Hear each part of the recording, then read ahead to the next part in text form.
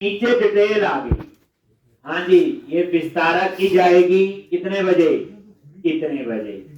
Alliance air की जाएगी इतने बजे, इंडिगो की इतने बजे, विस्तारा की इतने बजे, इंडिगो की इतने। यार डिटेल देखो सारी एयरलाइन है, ये सारी क्या बेसिकली एयरलाइन, ये मेक माई ट्रिप नहीं है।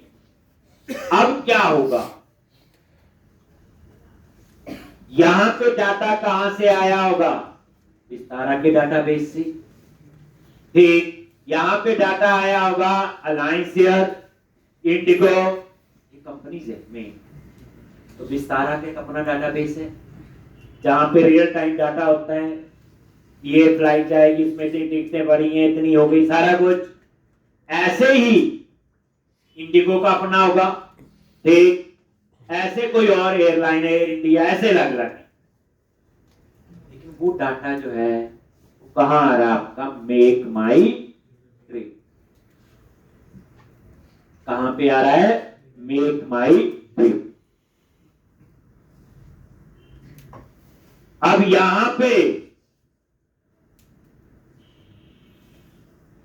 मेक माई ट्रिप को कैसे पता कि विस्तारा की इसमें कितनी टिकटें खाली हैं, डाटा तो कहां से आएगा, विस्तारा के डाटाबेस से, अलायंस एयर के डाटाबेस से, इंडिगो के डाटाबेस। तो इस केस में यही इंफॉर्मेशन आपकी कहां होगी, क्लियर ट्रिप पे भी होगी, यही यात्रा.com पे भी होगी, यही आपकी booking.com पे, ऐसे और भी कई हैं। एक डाटा इनके पास कैसे पहुंचा, इसमें क्या करते हैं, जैसे मान लो विस्तारा एयरलाइन है, इनकी अपनी एप्लीकेशन है, मान लो वो एप्लीकेशन बनी है जावा के, तो पूरा इनका मैनेजमेंट है, पूरा विस्तारा एयरलाइन का सारा सिस्टम है, सारा कुछ है, उनका अपना डाटाबेस है। तो विस्तारा वाले क्या करेंगे, जावा में बनी है तो जावा में क्या बनाएंगे, वो एक एपीआई। वो एपीआई क्या करती होगी, विस्तारा के डाटाबेस में से, ठीक, डाटाबेस में से डाटा देती है, ठीक, डाटा जो रिक्वेस्ट उसके पास आए, ठीक। अब वो जावा में एपीआई बना दी, किसने, विस्तारा वालों ने। वो डाटाबेस से, विस्तारा एयरलाइन का जो डाटाबेस है वहां से डाटा फेच कर रही होगी। अब वो एपीआई किसको देंगे, मेक माई ट्रिप को। अब इसी तरह से वो एपीआई क्लियर ट्रिप को भी देंगे, वो एपीआई बुकिंग डॉट जिसके साथ उनका टाइप होगा सबको देंगे। लेकिन पंगा क्या,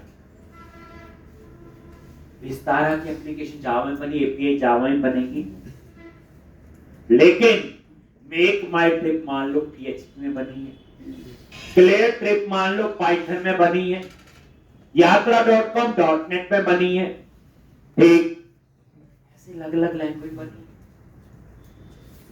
अब एपीआई जो विस्तारा ने बनाई वो किस में बनी है, जावा, मान लो जावा की, ठीक। लेकिन मेक माई ट्रिप जिसको डाटा चाहिए, जिसने वो एपीआई यूज करनी, तो मेक माई ट्रिप, क्लियर ट्रिप, ये जो जितनी एपीआई को हम क्या कहते हैं, रेस्टफुल एपीआई। कौन सी, रेस्ट, REST। पूछा जाए ना भाई रेस्टफुल एपीआई जाती है कि नहीं आती है, ये रेस्टफुली। जैसे जावा में एपीआई बनाई, मेक माई ट्रिप वाला पीएचपी में यूज कर रहा है, क्लियर ट्रिप वाला पाइथन में, यात्रा वाला .net में। ये कौन सी एपीआई है, रेस्टफुल एपीआई। बनी किसी और लैंग्वेज में यूज में भी कर सकते हैं, हम रेस्टफुल एपीआई ही पढ़े। और ये डाटा जो होगा किस फॉर्मेट में होगा, JSON। ये JSOन सबको समझ आ, बात समझ आ गई, ठीक। तो इस तरह से ये काम करें। जैसे आपने ही प्रोजेक्ट बनाया हो अपना, शॉपिंग का जो कल खत्म किया, लाइव कर दिया, चल रहा है।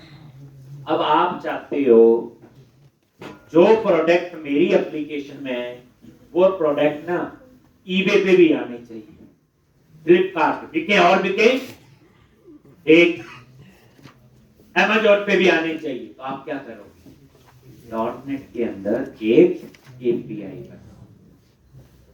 आप उनको ये थोड़ी बोलोगे लॉजिक कनेक्शन सिंक कर लो डाटा एक्सेस मेरा, वो तो कुछ भी कर देगा, आपके डेटा को गुस्सा आ गया तो रीड भी कर देगा। इसलिए हम कभी कनेक्शन सिंक नहीं देंगे। हम क्या बनाएंगे, एपीआई बनाएंगे। ठीक कैसे बनाएंगे आज पढ़ेंगे। और वो एपीआई बना के ईबे को दे देंगे। वो एपीआई क्या करेगी, प्रोडक्ट्स मॉडल से डाटा फेच करेगी। ठीक, और वो किसको दे देगा, ईबे, फ्लिपकार्ट, और उसके पास डाटा किस फॉर्मेट में जाएगा, जेएसएन में। अब ईबे, फ्लिपकार्ट जिस मर्जी लैंग्वेज में बनी, क्या जाएगा उसके पास। तो पहली बात समझो, एपीआई कुछ नहीं होती, क्लासेस ही होती जिनको हम रिमोटली एक्सेस कर पाते। एपीआई क्या है, ये एक इंटरफेस है जिसके थ्रू आप रिमोटली डाटा कम्युनिकेट करते हैं। क्या करते हैं, remotely data communicate. It is an interface through which we can communicate data remote.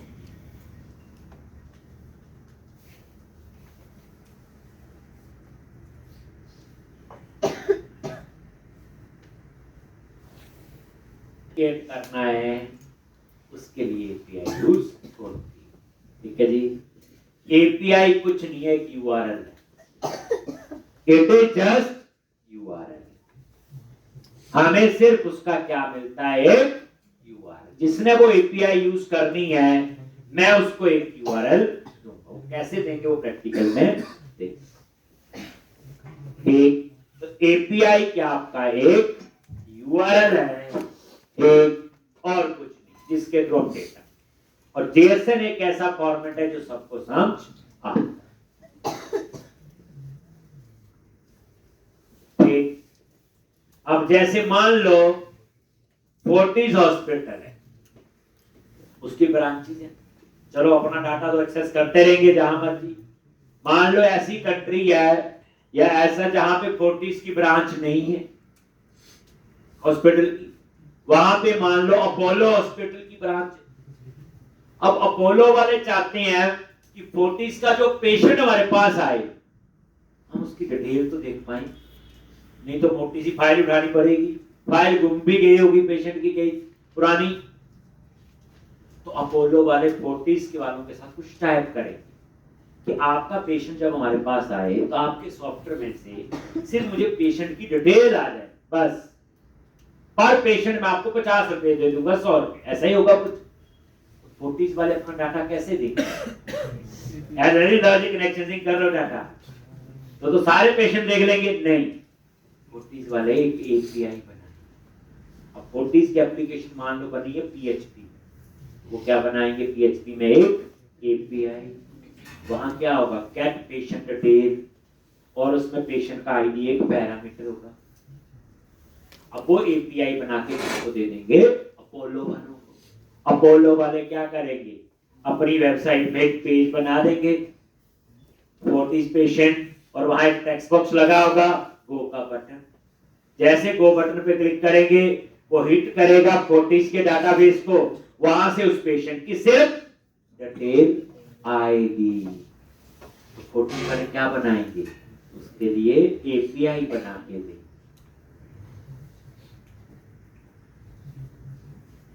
अब क्या है, जैसे यूनिवर्सिटी है, यूनिवर्सिटी का अपना डाटाबेस होता है, कॉलेज कोई भी रिजल्ट देखना, यूनिवर्सिटी की वेबसाइट में जाते हैं, रोल नंबर डाला, रिजल्ट आ। अब कई कॉलेज ऐसे हैं वो चाहते हैं कि हमारे कॉलेज के स्टूडेंट हमारी एक एप्लीकेशन बनाए, वहीं से रिजल्ट देख ले, उनको पीटीओ की वेबसाइट पे ना जाना पड़े, कॉलेज वाले वेबसाइट बना लेंगे। लेकिन रिजल्ट अगर कॉलेज वाले अपना डाटाबेस पूरा अलग से मैनेज करेंगे तो पता चला यूनिवर्सिटी की वेबसाइट पे रिजल्ट कुछ और कॉलेज की वेबसाइट पे रिजल्ट कुछ और। इसमें यूनिवर्सिटी वाले क्या करेंगे, एक एपीआई बना देंगे और वो उस कॉलेज वालों को दे देंगे, और कॉलेज बच्चा क्या करेगा, कॉलेज की वेबसाइट में जाएगा, रोल नंबर डालेगा, रिजल्ट कहां से आएगा। तो क्या कंसेप्ट यूज हुआ, ये एपीआई। अब तो आप लोग जितने एग्जांपल सुनो सब में एपीआई। किसी और के डाटाबेस में से इंफॉर्मेशन चाहिए तब आपको क्या यूज करनी पड़ेगी, ठीक। इसका जीयूआई नहीं होता, याद रखना, नो जीयूआई। कई बार हो जाइए एपीआई में बूटस्ट्रैप चलती है, बेइज्जती हो जाएगी। एपीआई क्या है, एक इंटरफेस है, किसके लिए यूज करते हैं, डाटा कम्युनिकेशन। एपीआई क्या है, इंटरफेस है जो डेटा कम्युनिकेशन के लिए यूज होता है। इसका जीयूआई नहीं होता, इसमें कोई एचटीएमएल बूटस्ट्रैप वगैरह कुछ भी यूज नहीं होती। सोचो, इसमें सिर्फ डाटा ही आएगा जाएगा, क्या आएगा, ठीक। तो आज हम लोग अदरवाइज कुछ नहीं है, सिंपल क्लासेज होती हैं जो हम लोग पहले पढ़ते आए। तो अब आप लोग बनाऊंगा नेशनल पार्क। सिनेरियो समझो, नेशनल पार्क पता है आपको, ये छोटे पार्क नहीं, एक वो नेशनल पार्क होती है, हर स्टेट में है, किसी में भी है, किसी में है। तो हमने नेशनल पार्क की डिटेल को स्टोर करना है। उसके अंदर पार्क भी होंगे, ट्रेल्स भी होंगे। पार्क के अंदर घूमने के लिए कौन से रास्ते जाते हो, कितना डिफिकल्ट है, कितना किलोमीटर है, कितना टाइम लगेगा, कौन सा रास्ता चूज करना है, ये सारी आएगी।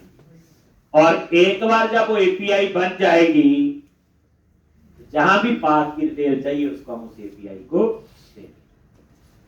तो पहले हम नेशनल पार्क की एक एपीआई बनाएंगे, फिर उसको कंज्यूम करेंगे। दो पार्ट में देखो, आपका कई बार जॉब में इतना ही काम होगा एपीआई बनाना, कई बार आपका इतना काम होगा एपीआई कंज्यूम करना। दोनों काम के कम चांस। आपको और प्रैक्टिकल बताऊं, जैसे आपने प्रोजेक्ट बनाया कल, लाइव कर दिया, अब क्लाइंट कहता है इसकी ना मोबाइल ऐप भी बनाओ, एंड्रॉइड के लिए और आईओएस के लिए। तो ऐप कौन बनाएगा, एंड्रॉइड का डेवलपर, आईओएस का डेवलपर बनाएगा, लेकिन डाटा तो वही आएगा ना। तो यहां पता क्या होगा, जो ASP.NET के डेवलपर हम लोग एपीआई बनाएंगे और उस एपीआई को एंड्रॉइड वाले को भी दे देंगे, आईओएस वाले को, इंटरफेस वो अपना बना। कितनी एपीआई बनेगी आपके प्रोजेक्ट के हिसाब से, देखो जितने मॉडल है उस हिसाब से बनेगी एपीआई सारी।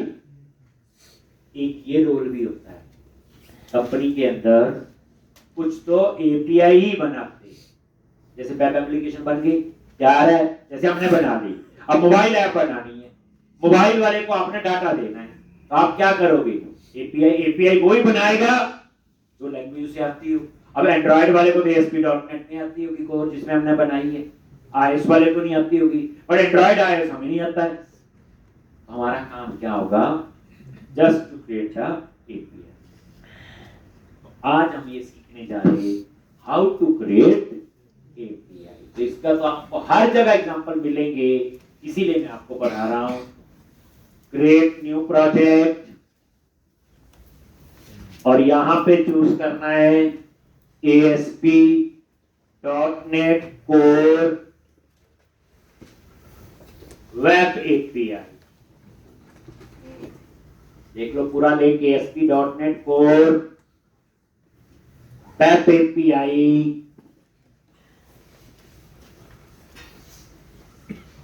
लैंग्वेज C#, पता बाकी। Then click on next, ASP.NET Core Web API, language C#, बस याद रखना। Next, ठीक,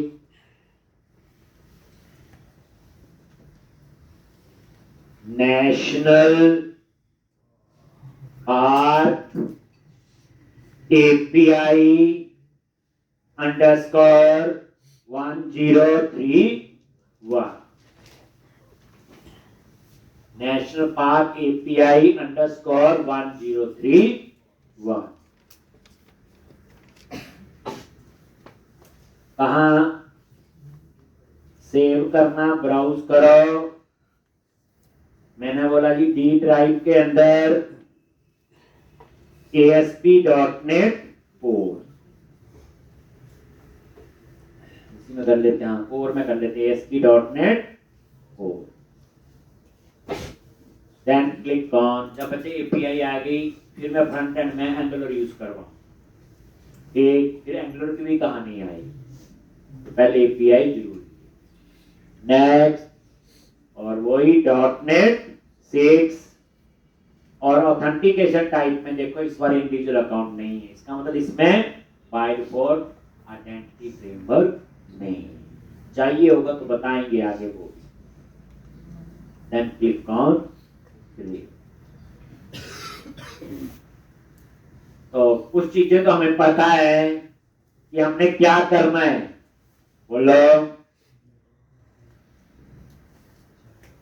क्या करना है।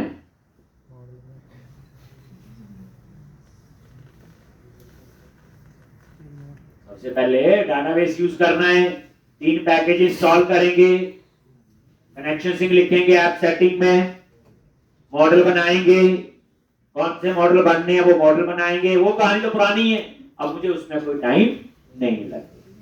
तो चलो जी, अब यहां पे वो तीनों पैकेज इंस्टॉल कर लो, टूल्स, नगेट और वही जो डाटाबेस के लिए आप करते हो। ब्राउज पे क्लिक किया, बोलो जल्दी, एंटिटी फ्रेमवर्क कोर, ये आ गया entity framework core, project select कर लिया और वर्जन 6 का जो लेटेस्ट होगा वो देख लेना, 26 आ गया जी, 6.0.26 और इंस्टॉल। तो ये आपका इंस्टॉल हो जाएगा।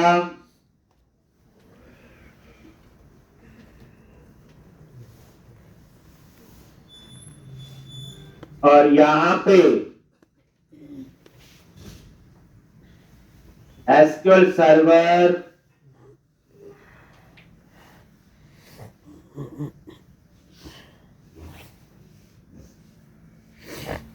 इंस्टॉल,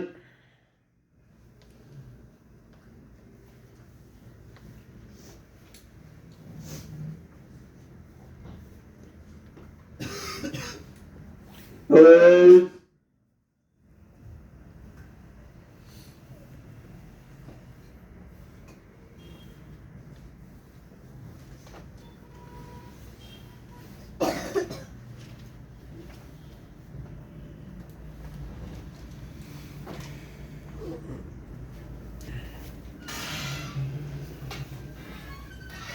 तो ये 3 पैकेज आपने इंस्टॉल कर दिए। ये देखो 6.0.26, 6.0.26, ठीक है जी। तो ये 3 पैकेज आपके इंस्टॉल, और यहां पे आप कनेक्शन सिंक लिखो, ऐप सेटिंग्स में जाके क्या लिखना है, कनेक्शन स्ट्रिंग।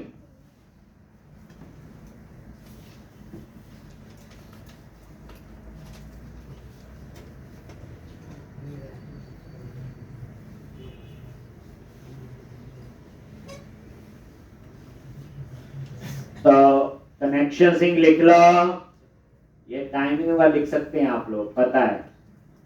कनेक्शन सिंक कौन str, और यहां पे डाटाबेस का नेम बस वही चेंज किया है, db underscore national park underscore API underscore 1031 हो गया जी।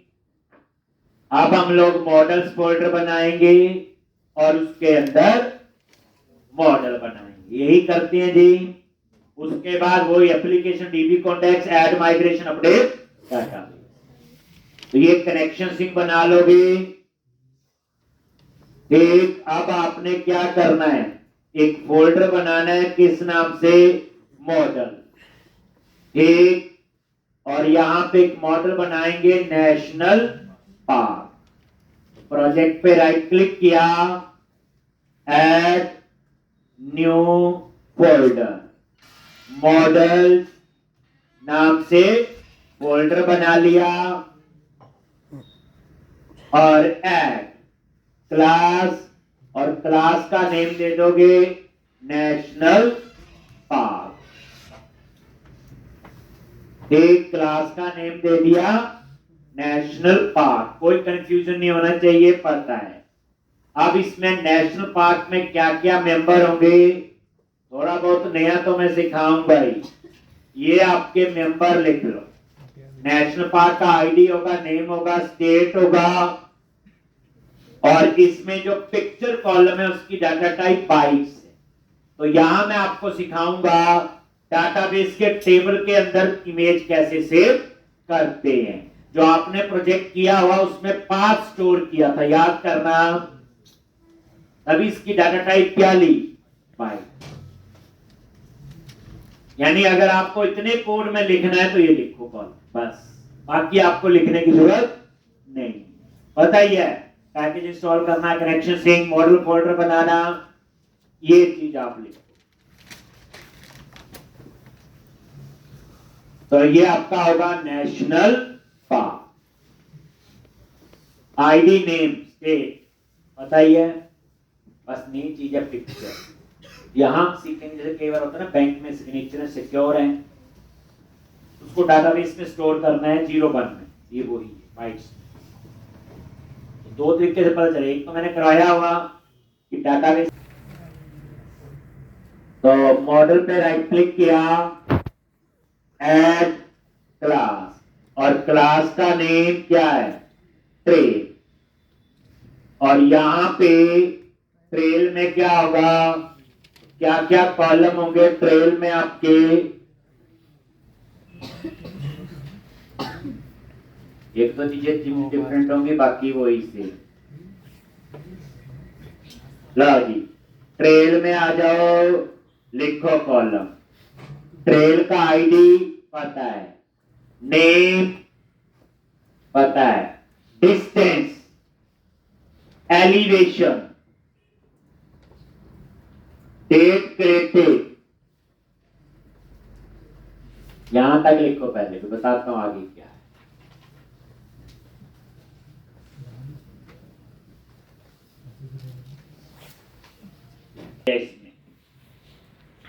नंबरेशन तो आती है, मैंने वो यही बना दी सीधी डायरेक्ट। ये इनम डिफिकल्टी टाइप इतनी मुश्किल है, एक कोई एक पर्सन है वो जा सकता है वहां से, नहीं, इस तरह से इजी, मॉडरेट, डिफिकल्ट। एक और यहां पे दैट इज फॉरन, कोई मुश्किल, सब आता है ये। एक तो ये दो मॉडल आपके बना है, आईडी, नेम, डिस्टेंस पता है, एलिवेशन और डिफिकल्टी टाइप या डिफिकल्टी। तो मैंने डिफिकल्टी टाइप में 3 ऑप्शन दे दी, इजी, मॉडरेट और डिफिकल्ट। और फॉरेन की दे दिया नेशनल पार्क, उसमें नेशनल पार्क आईडी।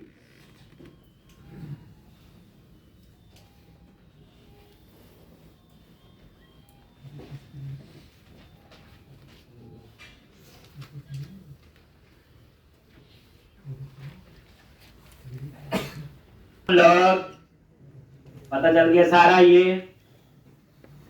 तो ये आपका ट्रेल का मॉडल बने, कौन की, नेशनल पार्क। क्योंकि एक ट्रेल की याद रखना, सॉरी, एक नेशनल पार्क की मल्टीपल ट्रेल हो सकती है, एक घूमने के कई रास्ते हो सकते हैं, ये हो रही है। एक फेल कुछ नहीं, रास्ता होता है कौन से रास्ते से जाना चाहते हैं। ठीक, अब उसके बाद आपने डेटा फोल्डर और एप्लीकेशन डीबी कॉन्टेक्ट,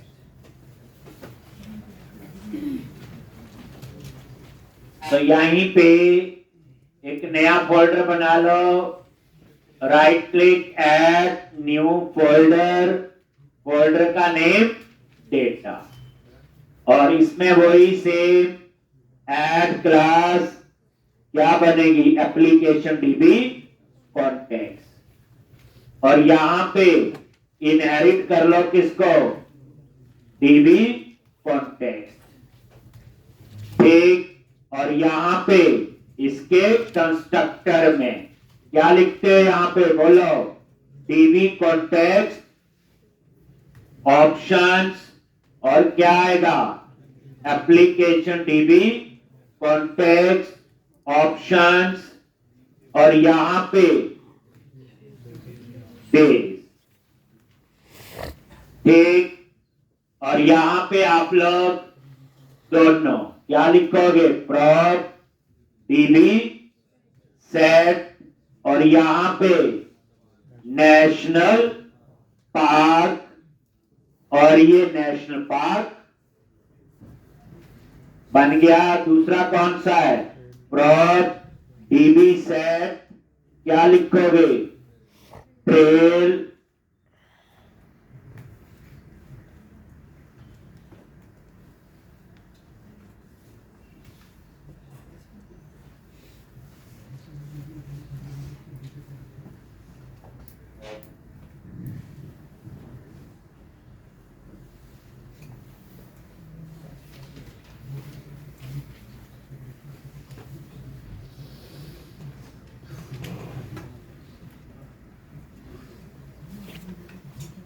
क्या लिखते हैं बोलो,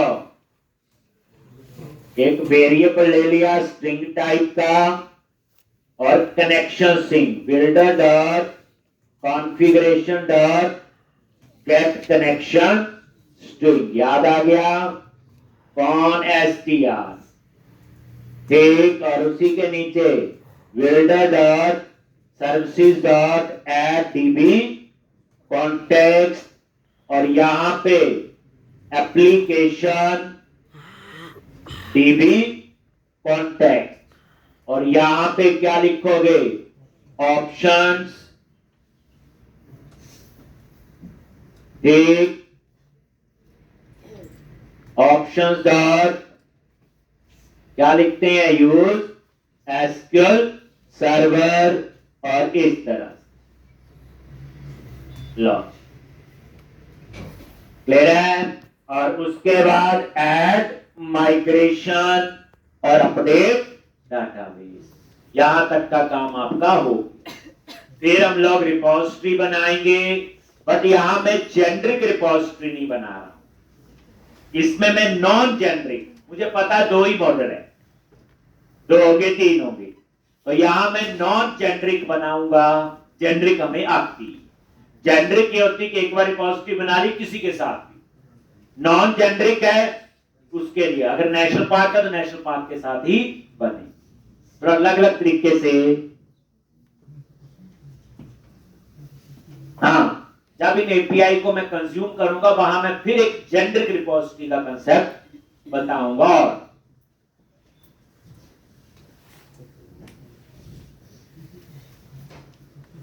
अब ये चीजें हमें पता है, ऐसे तो लिखने की जरूरत नहीं अभी तक। अगर मैं बोलूं ना इतने में पता क्या लिखना था आपको, क्या, सिर्फ दो मॉडल के नाम और उसके कॉलम, बाकी सब पता है। आप बताओ, बाकी में तो लिखने की जरूरत भी नहीं है। अगर आपको लिखना हो दो चीजें लिखेंगे ना, नेशनल पार्क मॉडल, उसके क्या मेंबर थे, क्योंकि वो चीजें प्रोजेक्ट स्पेसिफिक होती हैं अलग अलग, ट्रेल होस्ट करना बस। उसके बाद जो भी ये कहानी लिख रहा हूं कर रहे हो ये आपको आती है। और उसके बाद पैकेज मैनेजर कंसोल, और मुझे पता यही चीज भूले होती हमने, क्यों, क्योंकि कनेक्शन सिंह एक बार लिखते जब प्रोजेक्ट पढ़ाते हैं दोबारा तो जरूरत नहीं पड़ती इस कोड को पूरे प्रोजेक्ट में लिखने की, और यही चीज हम भूल चुके होते हैं। बाकी चीज तो बार बार लिखते रहते हैं ना। कनेक्शन प्रोग्राम कहाँ लिखा होगा बार बार, एक बार जब प्रोजेक्ट बन गया ठीक, आज से 1.5 महीना पहले तब लिखा होगा। ठीक, चलो बेनिफिट डॉट है आपके पास बहाना लगाने के लिए। लो अब आप यहां पे क्या लिखोगे, add icon migration init load.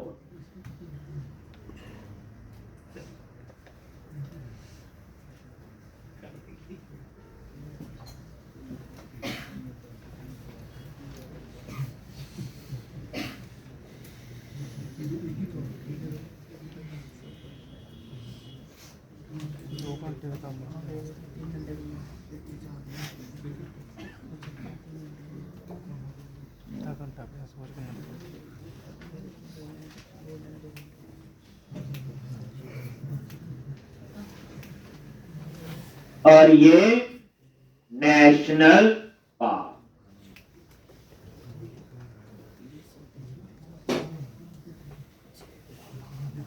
आ गया। अब ये देखना ध्यान से, आईडी नेम बाकी तो सब ठीक है, बस पिक्चर वाला कॉलम पे नजर मारो। इसकी डाटा टाइप होती वेर बाइनरी। तो याद रखना, डाटाबेस के अंदर इमेज स्टोर करनी हो डाटाबेस के कॉलम में, तो डाटा टाइप होती वेर बाइनरी मैक्स। वो बाइट कहाँ है, वो क्लास के अंदर। टेबल में जो कॉलम का नाम है वो क्या है, वेर बाइनरी मैक्स। ठीक, आपने देखा ये एन कैर लेता है, देखा एन वेर कैर, ताकि मल्टीपल लैंग्वेज में भी आ सकता है ये। और ये देखो डेट टाइम टू, डाटाबेस में डेट टाइम नहीं होती, डेट टाइम टू होता है। थोड़ा बहुत डाटा टाइप्स का वो रहता है, डाटाबेस में अलग होगी, और जो ASP.NET कोर में क्लास में लिखते हो थोड़ी सी, बस बाकी तो नॉर्मल है। प्राइमरी की बन गया आईडी, उसके बाद ट्रेल, ट्रेल में तो कोई भी ऐसा मेजर कॉलम नहीं है। और ये देखो डिफिकल्टी की डाटा टाइप क्या बनी है, इंट, क्योंकि इनम्बरेशन जो होता है वो वैल्यू टाइप होता है। क्या होता है, वैल्यू टाइप, इसलिए इसकी टाइप क्या है, इंटीजर। जैसे वहां लिखा था ना इजी मॉडरेट डिफिकल्ट, उनकी वैल्यू होगी या 0 1 2 होगी या 1 2 3 होगी। मेरे का 0 1 2 के यहाँ पे स्टोर होगा इंटीजर, ये देखो। और उसके बाद बस ये चीज देखने वाली है, कुछ नया देखा है, बाकी प्राइमरी की है और फॉरन की। अब आप लोग क्या करो, अपडेट हाइपर डेटा बेस, और ये माइग्रेशन फोल्डर आपका बन जाएगा। लॉन्च, और ये काम आपका हो भी गया सारा, क्लोज कर दो। और ये माइग्रेशन फोल्डर, ठीक है जी। डाटाबेस बन ही गया, वो देखने की जरूरत नहीं, बड़े दिन हो गए। अब हम लोग बनाएंगे रिपोजिटरी। इसके बाद नेक्स्ट स्टेप क्या आपका, एक रिपोजिटरी फोल्डर बनाएंगे। पता ही है आपको, प्रोजेक्ट पे राइट क्लिक किया, ऐड न्यू फोल्डर, सीधा बाहर ही बना दो रिपोजिटरी। इसमें व्यूज वगैरह नहीं होते, समझे ना, क्योंकि ये एपीआई है, इसमें व्यूज नहीं होते, पैदा जीयूआई नहीं होता इसमें। एक रिपोजिटरी, आप रिपोजिटरी पे राइट क्लिक किया है, किसके अंदर सब फोल्डर बनाओ, किस नाम से, आई रिपोजिटरी। अभी तो स्ट्रक्चर बन रहा है, 2 मॉडल हो चाहे 4। अब आप आई रिपोजिटरी पे राइट क्लिक करके इंटरफेस बनाओ आई नेशनल पार्क रिपोजिटरी, क्योंकि ये नॉन जेनरिक है, ये नेशनल पार्क के लिए बनाओ। तो आई रिपोजिटरी पे राइट क्लिक किया, ऐड क्लास, और क्या चूज करोगे यहां, इंटरफेस, और इसका नाम क्या रखोगे, आई नेशनल पार्क रिपोजिटरी। आई नेशनल पार्क रिपोज। ठीक, अब इसके अंदर आपने क्या करना, एक आई नेशनल पार्क रिपोज, यानी कि ये नॉन जेनरिक है और इसके अंदर क्या क्या मेथड बनाने हैं। तो सबसे पहले डिक्लेयर करेंगे, तो यहां पे आई कलेक्शन, वही लिस्ट यूज कर लो, आई नंबरेबल यूज कर लो, इसकी नेशनल पार्क और नेम दे दिया गेट नेशनल पार्क। पता ही है इंटरफेस में क्या होते हैं, मेंबर डिक्लेयर होते हैं। तो ये डिक्लेयर किया गेट नेशनल पार्क्स, ऐसा लगा दिया, इसका मतलब डिस्प्ले वाला है। रिटर्न टाइप में हम इसकी जगह आई नंबरेबल लिख लेते थे तो वो भी चलेगा, लिस्ट भी यहां पर आई कलेक्शन। उसके बाद नेशनल पार्क, ये फाइंड वाला है, तो यहां नेशनल पार्क ये लो, और यहां पे national park ID.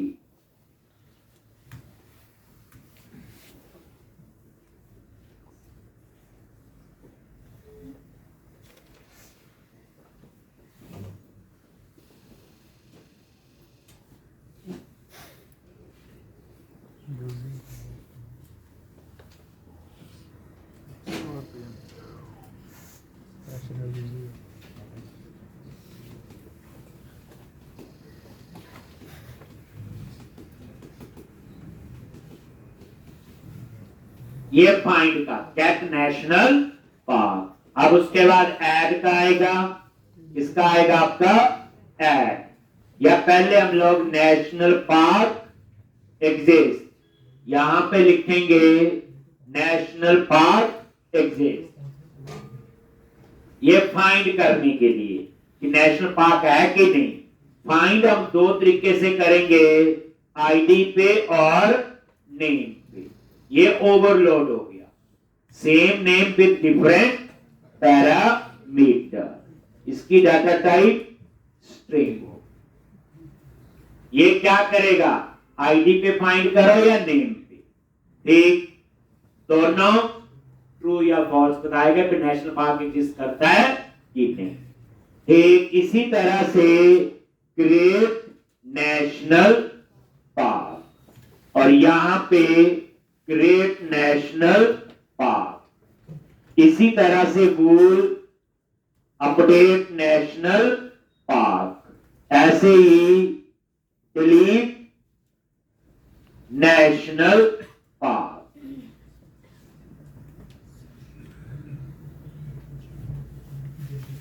Delete national park, पता ही है, सेव अपडेट और डिलीट।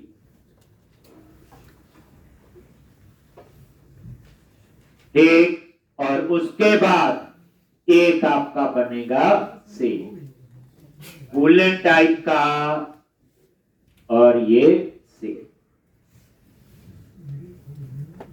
थोड़ा सा तरीका जो हम करते थे वो भी ठीक है, कुछ और तरीके से, हर एक डेवलपर की अपनी अप्रोच है, चीजें वही है, save update delete find display है वही चीज है।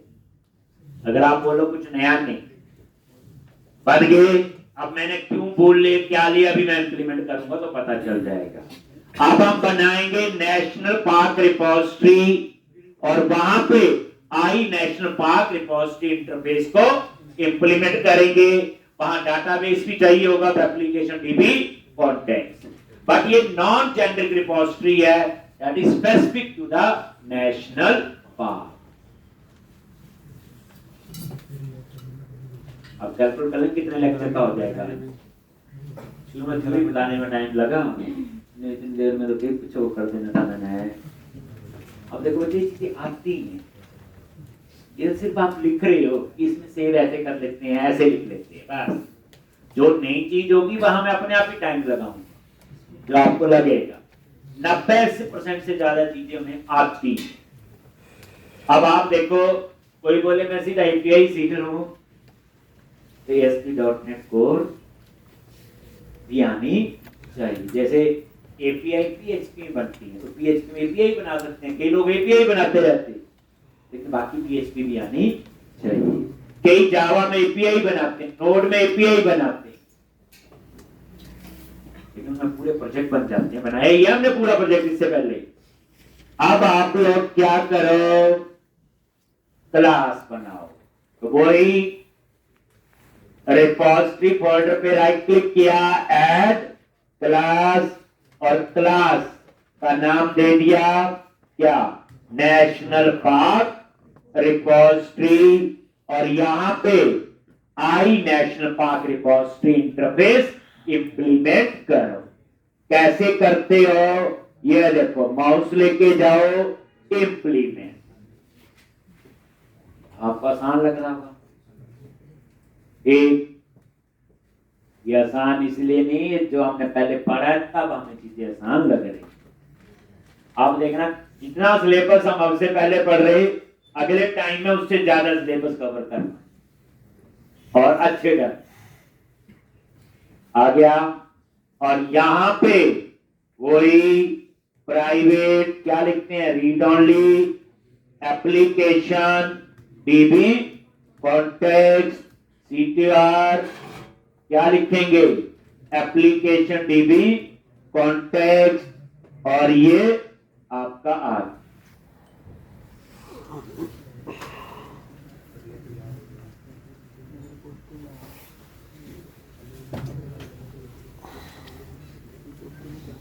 ठीक, अब हम लोग एक एक मेथड को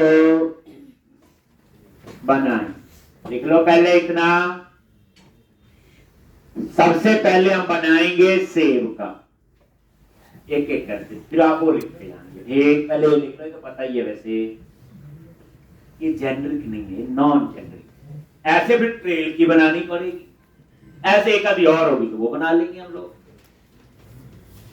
अब यहां तक की कहानी तो वही थी, मॉडल बना, रिपोजिटरी बनी, और उसके बाद हम रिपोजिटरी बनाने के बाद उन रिपोजिटरी को program.cs में ऐड करते थे। यहां मुझे आई यूनिट की वर्क की जरूरत नहीं है, 2-3 तो रिपोजिटरी ऐड कर लूंगा। ठीक, तभी समझाएगी ना जी वो क्यों किया था करके। उसके बाद हम सीधा बनाते थे कंट्रोलर उसमें।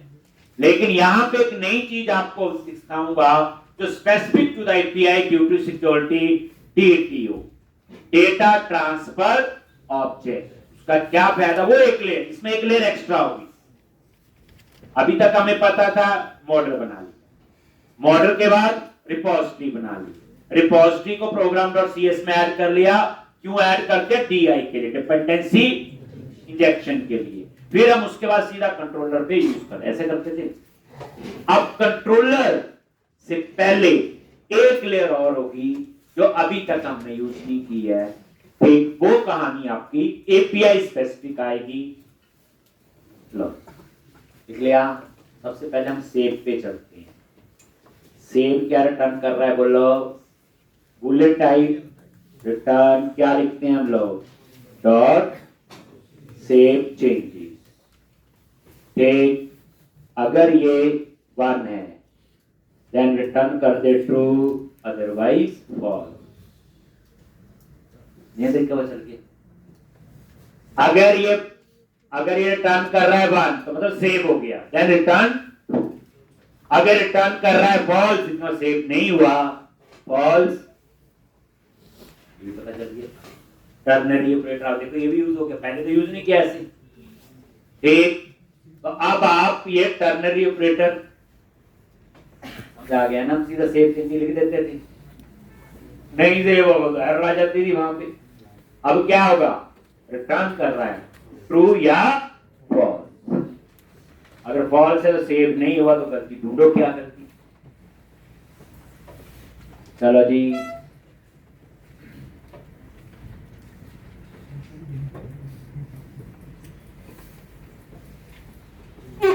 क्लियर जी। मंडे को असाइनमेंट दिखानी है। हाँ,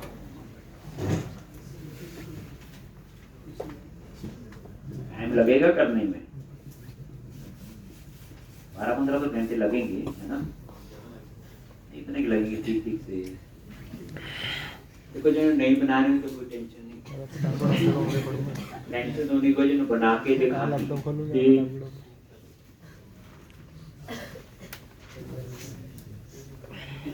मुझे बताइए, करना तो पड़ेगा, मेरे पास कर लो या जॉब में कर, दोनों में से एक जगह ये काम तो करने ही पड़ेगा। यहां से खुशी से कर लो, करना तो पड़ेगा ही, दुखी होने की तो जरूरत नहीं है। तो वाह क्यों ना हंस के करें कि जिंदगी में जीना तो ये आना ही चाहिए, जॉब करनी है तो ये आना ही चाहिए, चाहे मैं करवाऊं चाहे मैं ना करूं, आना तो ये चाहिए। ठीक, तो हंस के जी लो, जैसे होता है ना, क्यों परेशान होना इतना। लो अब आप लोग चलो पहले हम करते हैं, आ गया बुलेट टाइप, पहले आसान आसान कर लेते हैं जो हमें आते होते हैं। ग्रेट नेशनल पार्क लिखना कहाँ है, ये ग्रेट में क्या आएगा बोलो, underscore context dot G national park dot add, और क्या रिटर्न करेंगे, ये करेंगे, हो गया ठीक, हो गया, यही होगा ऐड में, लिख लो। अब आप समझ गए अपडेट और डिलीट में क्या होगा।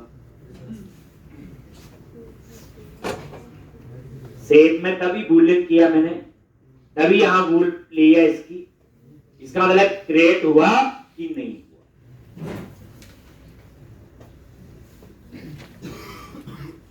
क्रिएट नेशनल पार्क के बाद पहले अपडेट का बना लो, क्रिएट के बाद अपडेट और डिलीट, पहले 3 बना लो। ये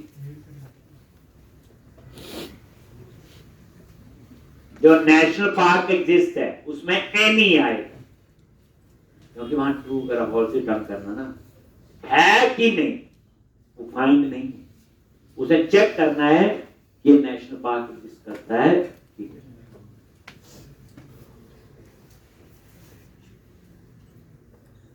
अब आप लोग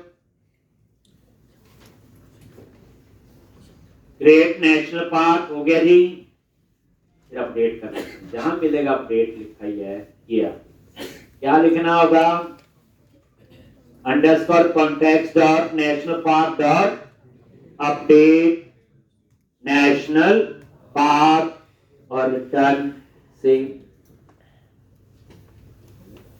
डिलीट में यही होगा, डिलीट ही लिखना, बाकी रिमूव, सॉरी डिलीट की जगह।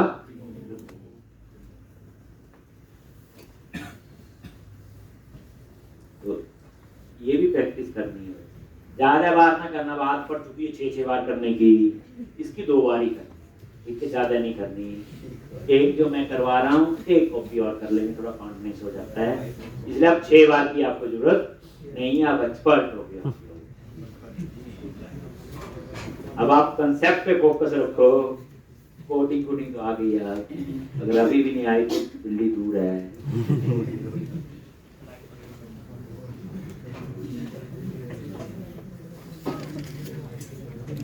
हो गया जी, अब आप आ जाओ डिलीट नेशनल पार्क, ये आ गया जी, अपडेट हो गया, सेम सही है, कोई मुश्किल नहीं, कहाँ पे डिलीट ढूंढो, ये आ गया जी डिलीट, क्या लिखना होगा,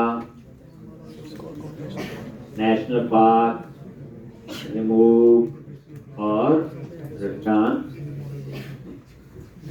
आप याद करो जब डाटाबेस पहला क्वेश्चन करवाया था तब भी सेव अपडेट फाइंड डिस्प्ले था, और प्रोजेक्ट में वही था, यहाँ भी। तो मैंने बोला था उस क्वेश्चन को ढंग से समझ लो, घुमा फिरा के वो भी यूज होता है, जो मैंने असाइनमेंट दी उसमें भी घुमा फिरा के जो डाटाबेस के साथ की चीजों की वही यूज हो।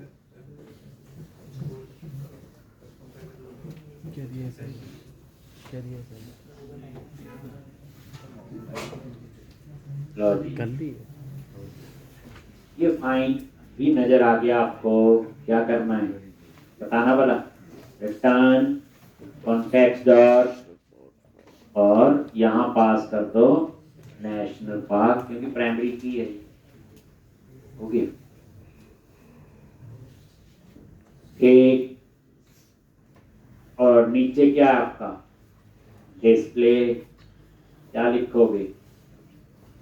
Return underscore context dot national park dot to list launch. मेरा है तो इनको तो काफी हो गया, बाकी जो बचे हैं कर लेना आप लोग। लेकिन जब मंडे आओगे तो कुछ और होगा, कुछ नई चीज आएगी, यानी लेयर्स है ना, इसमें एक नई लेयर ऐड होगी जो अभी तक हमने नहीं की। CTO data transfer